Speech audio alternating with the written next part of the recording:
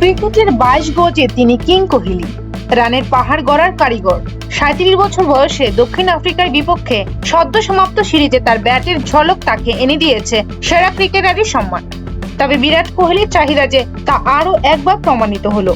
বিশাল অঙ্কের বাণিজ্যিক প্রস্তাব ফিরে দিয়েছেন ভারতের ক্রিকেটার। এবার এই মহাতারকা ঢুকে পড়লেন স্পোর্ট স্টার্ট আপের মালিকানায়।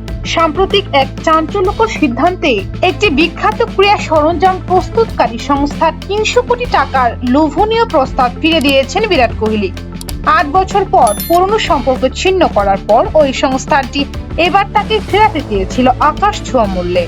কিন্তু কোহলি হাঁটলেন সম্পূর্ণ ভিন্ন পথে। তিনি যুক্ত হয়েছেন নতুন পোশাক প্রস্তুতকারী এজি লিটার্স স্পোর্টস এর সঙ্গে। বিরাট কোহলির এই চুক্তি কেবল বাণিজ্যিক দূতেই সীমাবদ্ধতা নয়, তিনি এখন এই সংস্থাটির অন্যতম অংশীদার।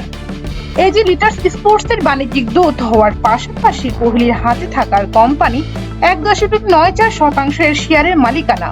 এই সম্পর্কে কোহলি নিজেই উৎসাহ প্রকাশ করে জানিয়েছেন, প্রথমবার শুনে ঠিক করেছিলাম যে এই কোম্পানির সঙ্গে যুক্ত হব। তবে এই কোম্পানি যারা রয়েছেন, যেভাবে খেলার পোশাক তৈরি করার পরিকল্পনা হয়েছে, সেটা দারুণ, সব মিলিয়ে বড় উদ্যোগ বলে মনে হয়েছে।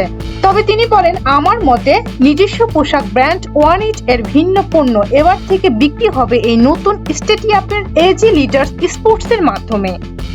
অর্থাৎ একজন ক্রিকেটারের হিসেবে দীর্ঘদিনের অভিজ্ঞতাকে পুঁজি করে সরাসরি নিজের ব্যবসায়িক সাম্রাজ্য গড়তে চাইছেন কোহলি। চলতি বছরে কোহলি একটি ক্রীড়া সরঞ্জাম প্রস্তুতকারী সংস্থার সঙ্গে তার 8 বছরের দীর্ঘ সম্পর্ক ছিন্ন করেন।